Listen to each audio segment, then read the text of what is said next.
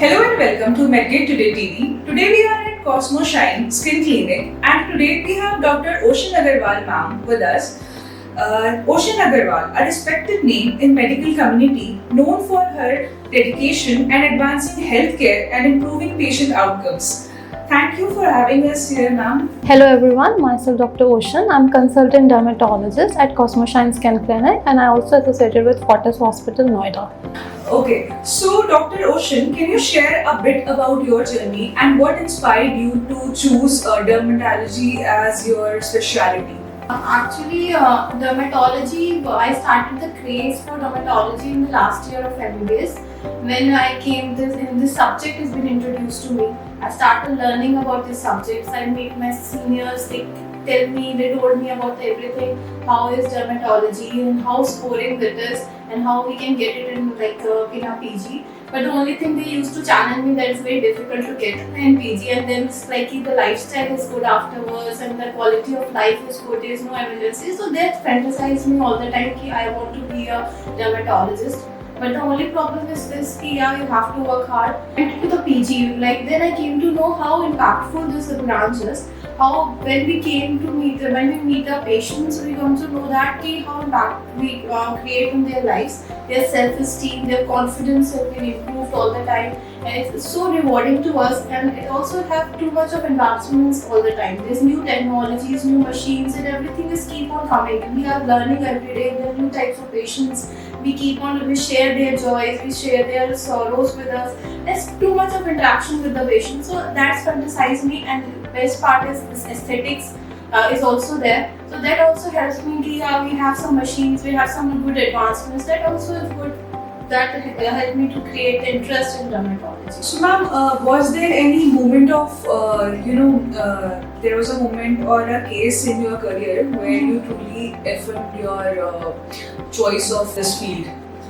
So during the PG life only, when I came to know this dermatology about us, then there were some patients which comes to us, mostly patients of severe diseases like skin infections, and so then I treated one patient of pemphigus, and I remember with the help of my seniors, of course. But yeah, when the patient was fully covered and then cured, and then he came back to me and said, he was so satisfied with this results, actually this disease, though this doesn't debilate you, but the only problem with this is the self-esteem is lowered too much that the patient is they don't want to go outside, they don't want to meet anyone. So when you get that done, when you improve that, your self-esteem is back, confidence is back, that helps us a lot. It's extremely rewarding in that case.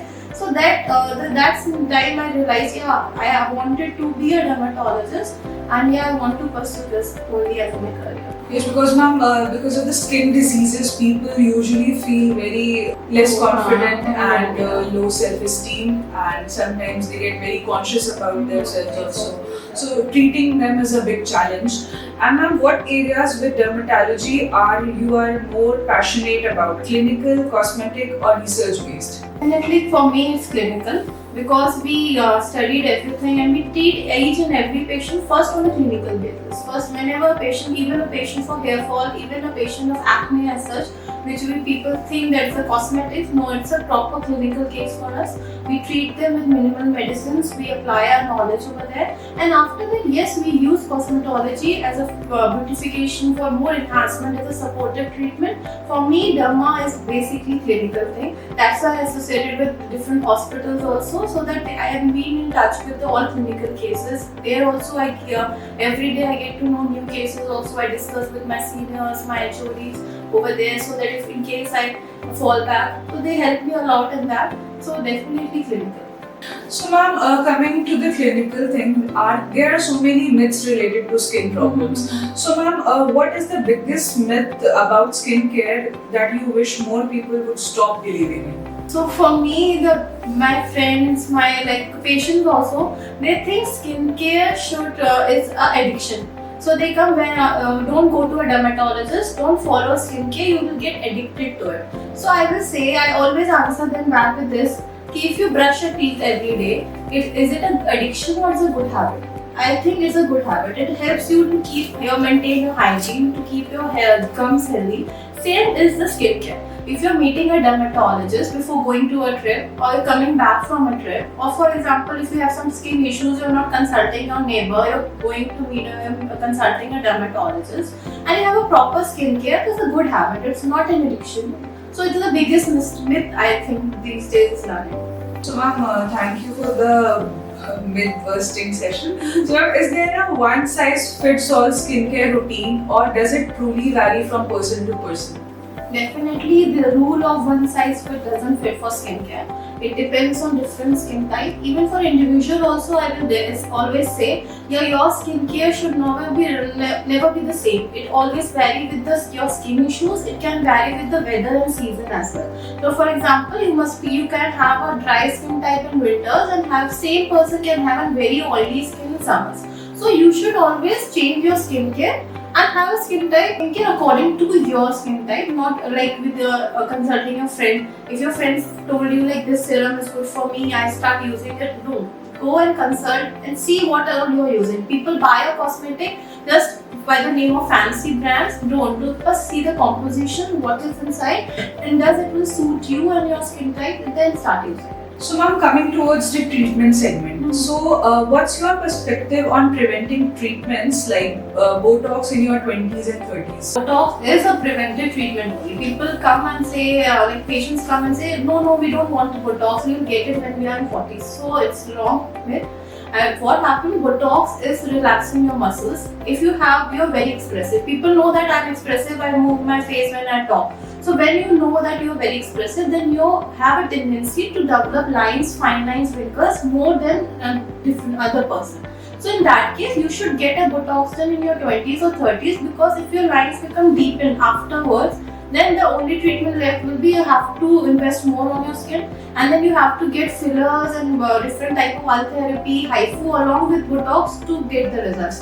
But if you start taking it in early 20s, 30s, then it will help you to prevent fine lines to becoming more deepened in your 40s. So it is a preventive treatment, but every treatment has its pros and cons.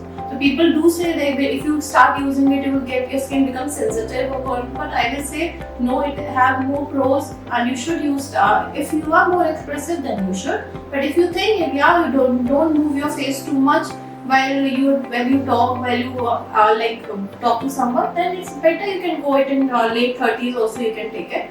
But yeah, it is fully recommended to take it in early 20s or 30s. Ma'am, is there something you wish that your patients knew before coming towards you, like for skincare or skin-related things? You wish that they knew before coming to you? Definitely yes. It helps us a lot, because half of the power work will be reduced if patient know their family history. If they are coming with us for skin disease, if they know that they have same family history, they are on some medications, which type of skincare products they are using right now, or if, for example, I like the patients who have a list to ask questions, because they know what all things they have to ask. They don't fumble and they just ask us the questions and we answer them back and they are satisfied. And then if you're coming to show us the skin, it's better you not put the makeup on. And if you come to us for the nail infections, it's better you not have your nails on or nail paint on. And the only thing I want to say, please have realistic expectations. We are not doing magic here. We can't make anyone fair. We don't believe in the concept of making anyone dark to fair, fair to dark. No, it's just to have a healthy glowing skin. So just have a realistic expectations whenever you're going to visit any doctor, especially dermatologist. So ma'am, what role does lifestyle, diet and sleep and other things play in maintaining healthy skin? Diet, I think lifestyle is first most important thing when you are for the skin and the entire body, I will say. So diet, I will say what we eat. So for example, if you have a healthy diet, it will definitely help you, will help in your hair and skin both. If you have proper sleep, because when we sleep, our skin heals and our collagen produces. So it helps in healing our skin, our cells. And then proper exercising and pollution, like for example, if you are going outside in sun, having sun exposure and pollution, you are applying sunscreen, proper skincare, then you will be prevented from all these environmental factors too. Like your habits like alcohol, smoking, these too affect our skin because they decrease our blood supply, stress also. And so all these factors do definitely affect our skin and hair. So these are, I think they are the 90% part plays by these things. If you have a proper healthy diet, sleep, exercise, everything will be, your blood circulation will be improving. your nutrients supplied to your skin and hair will be improved. So definitely these will give you long-lasting results that the creams will not do. They are only add-ons. So ma'am, if you weren't a dermatologist, what would you think you would have done instead? I have never thought of it anyway because in my genes surely I will be I must be a doctor only because my parents are also a doctor.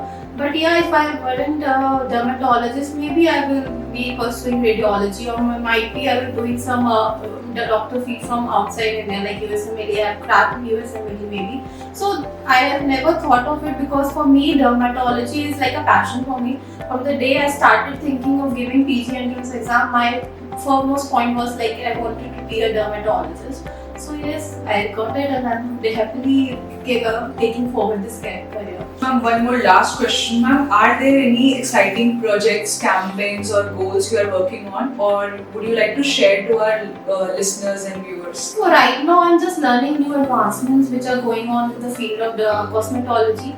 Because dermatology is there, I will keep on studying that. But yeah, for cosmetology, there are new treatments for hair loss, like exodermal therapies are coming. There are skin booster treatments are coming for if you want a healthy glowing skin. People, this concept like glass skin, people are saying. So it's better to get skin boosters. There are multiple skin boosters treatments which are there. There are biofillers which are there. People who are like very much into it, they don't want to get a filler done which is like hyaluronic acid. You can get your own blood getting injected on your face and it's too good, it's long lasting and it's your own blood. So there are multiple things which are going on, new advancements, and I'm learning them too. So I will definitely ask my listeners if they are interested in this, they can contact me. I will let you know about these therapies. They're completely safe. And I will always wish a healthy glowing skin to all my clients. So ma'am, one guru mantra or your thoughts for the students who are watching or who are aspiring to become dermatologists that you want to give through our video? So for dermatology, just have a passion about it. If you are passionate about this branch, you will definitely love it.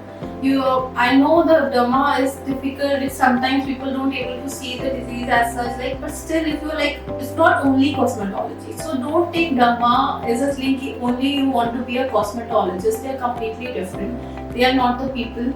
We are not aiming for cosmetology. Just learn the disease skin first, get to know thorough subject, and then go into the cosmetology. And really speaking, it's a very beautiful branch. You come to people, the clients who visit you, they are beautiful people. You just want to help them to make them more beautiful. So everything is so fantasizing about this branch. So I will say just have a passion about it. Okay, ma'am, thank you for having us here and sharing your valuable time with us. So that was Dr. Ocean. Thank you, viewers. Keep watching.